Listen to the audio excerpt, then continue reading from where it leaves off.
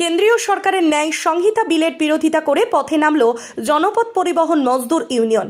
CITU অনুমোদিত এই ইউনিয়নের আরামবাগ মহকুমা কমিটির উদ্যোগে শুক্রবার গাড়ি চলাচল বন্ধ রেখে আরামবাগ শহরে এক প্রতিবাদ মিছিল অনুষ্ঠিত হয়। সেখানে সংগঠনের পদাধিকারীরা ছাড়াও পণ্যবাহী গাড়ির চালক ও মালিকরা অংশগ্রহণ করেন। এই মিছিল থেকে অবিলম্বে দণ্ড সংহিতা আইন স্থায়ীভাবে বাতিল করার দাবি জানানো হয়। এখন শুনুন এই প্রসঙ্গে সংগঠনের পদাধিকারী এবং চালকরা কি জানালেন।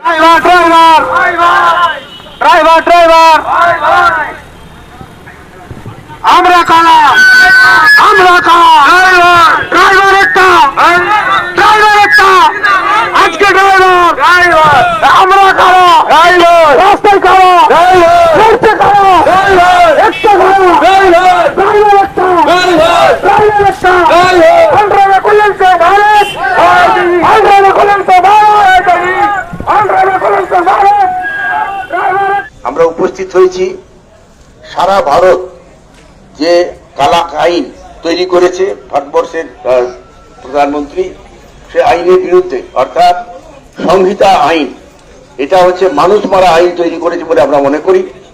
এই আইনে দ্বারা আজকে সারা ভারতবর্ষ উত্তাল, কারণ অন্য কিছু নেই। আজকে ড্রাইভাররা যদি গাড়ি না চালায়, কে গাড়ি চালাবে? ড্রাইভার ভিন্ন গাড়ি চলতে পারে না, কাজে ড্রাইভারদের রেখে যা করার করতে হবে। এতদিন পর্যন্ত যেসবগুলো করছিল, ড্রাইভারদের আক্রমণটা অন্যভাবে হচ্ছিল। বিভিন্ন ভাবে পেট্রোল ডিজেলের দাম বাড়ানো, নতুন নতুন আইন নিয়ে এসে ড্রাইভারদের সাজা দেওয়ার ব্যবস্থা করা, এমনকি এমনও হয়েছে অনেক জায়গাতে যে নির্বিচারে ড্রাইভারদের জেল হয়েছে এবং প্রশাসন ক্ষেত্রে সাহায্য করেছে। এই আন্দোলন এই প্রশাসন সাহায্য করেছে নির্বিচারে জেল যাওয়ার ফলে। রাস্তাতে আরটিও, বিভিন্ন যে সরকারি প্রশাসন আছে, তারা যেভাবে অত্যাচার করে দিনের পর দিন, আমাদের ড্রাইভাররা প্রতিটি ক্ষেত্রে আহত হয়। কিন্তু এই আহত হলেও তাদের কোনো কিছু করার নেই, কারণ সারা ভারতবর্ষ জুড়ে যে ড্রাইভারদের সংগঠন থাকা দরকার, যে আন্দোলন করার দরকার, সে আন্দোলন করতে পারেনি আজ পর্যন্ত। যদিও আজকে এই সংহিতা বিলের প্রতিবাদে সারা ভারতবর্ষ উত্তাল হয়েছে। আপনারা জানেন রিফিলিং বন্ধ হয়ে গেছে। রিফিলিং মানে গ্যাসের যে রিফিলিং হয়, সেইখানে লোডিং বন্ধ হয়ে গেছে, আনলোডিং বন্ধ। তারাও হচ্ছে স্ট্রাইকে এই আন্দোলনকে সমর্থন করেছে। এবং টোটো অটো তারাও বাদ যায়নি, বিভিন্ন প্রভিন্সে তারাও আন্দোলন করেছে এর পক্ষে। উত্তরপ্রদেশ, পাঞ্জাব, হরিয়ানা, অন্ধ্রপ্রদেশ, প্রতিটি জায়গাতে এই আন্দোলন সংঘটিত হয়েছে। কাজেই আমরা আজকে আরামবাগে এখানে দাবি করছি এবং আজকে ধর্মঘট ডাক দিয়েছি আমরা এরই প্রতিবাদে। পার্লামেন্টে একটি আইন পাশ হয়েছে, তাতে দেশের আমাদের যে ফৌজদারি বিধি আছে আইপিসি, তাকে পরিবর্তন করে ন্যায় সংহিতা, দণ্ড সংহিতা নামে 3টি আইন পাশ করেছে। এই ন্যায় সংহিতার মধ্যে 106 নম্বর ধারার 1 এবং 2 উপধারাতে আমার দেশের যারা পরিবহনের সাথে যুক্ত ড্রাইভার, যারা লাইসেন্স প্রাপ্ত ড্রাইভার, কোনো দুর্ঘটনা ঘটলে, হিট এবং রান হলে তাদের শাস্তির বিধান করা হয়েছে 10 বছর জেল এবং 7 লক্ষ টাকা জরিমানা। এই যে গরিব মানুষগুলো যারা বেসরকারি ক্ষেত্রে পরিবহনের সাথে যুক্ত, যাদের কোনো সামাজিক নিরাপত্তা পর্যন্ত নেই, সরকার দিতে পারে না, আর একটা দুর্ঘটনা ঘটলে তাদের এই চরম শাস্তির ঘোষণা করছে সরকার। আজকে পরিবহন কর্মীরা এখানে জমায়েত হয়েছে। আমাদের হুগলি জেলা জনপথ মজদুর ইউনিয়ন, জনপথ পরিবহন মজদুর ইউনিয়নের পক্ষে যারা সদস্য আছেন, গাড়ির বিশেষ করে পণ্য পরিবহনের যারা ড্রাইভার এবং খালাসি যারা আছেন, তারা এখানে সমবেত হয়েছেন এবং দাবি জানাচ্ছেন, হয় এই আইন পরিবর্তন করতে হবে দিল্লির সরকারকে, না হলে তারা শপথ নিচ্ছেন এই সরকার নির্বাচনে পরিবর্তন করে দেবেন।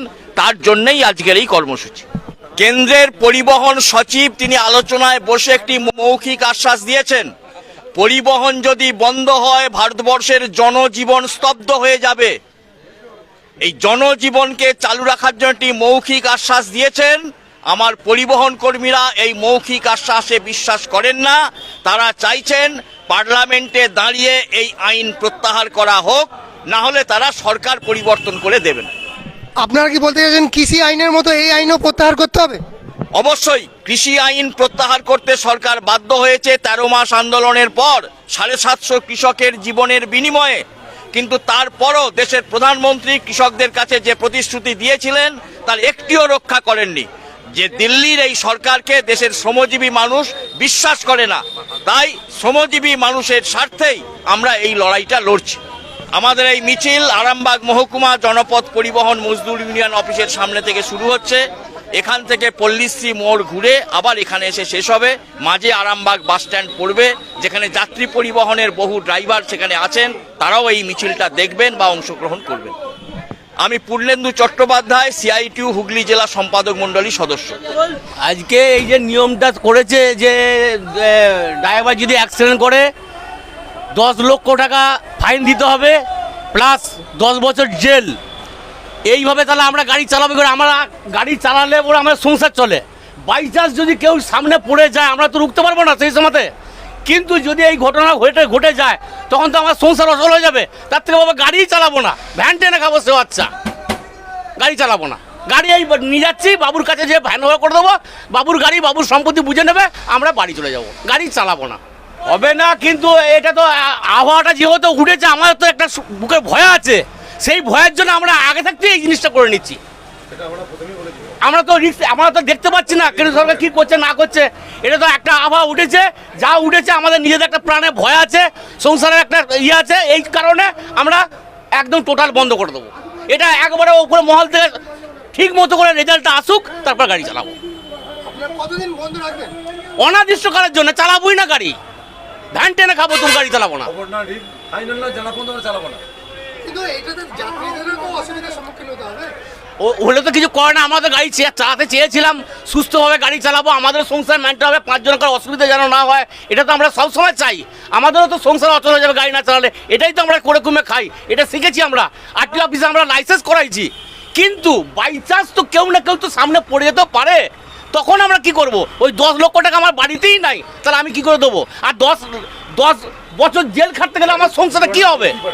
আমার সংসারে কি হবে? তখন আমার বউ পথে নেমে যাবে। আমার তার থেকে গাড়ি চালানো থেকে না চালানোই ভালো, আমি গাড়ি চালাবো না।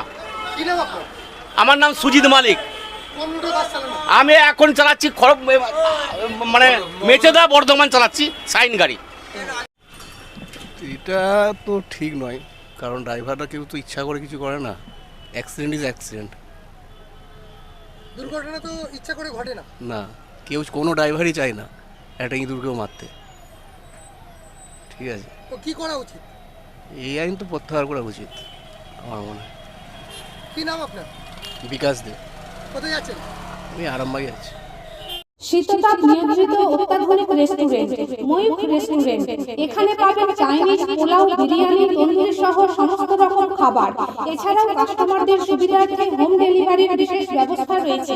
পাশাপাশি যে কোনো অনুষ্ঠানের জন্য ভাড়া দেওয়া হয়। আমাদের ঠিকানা থানাকুল হেলান সংলগ্ন তিলক চক। Phone number 8617492616 9732162360। সেরা খাবারের স্বাদ পেতে আজই আসুন ময়ূখ রেস্টুরেন্টে।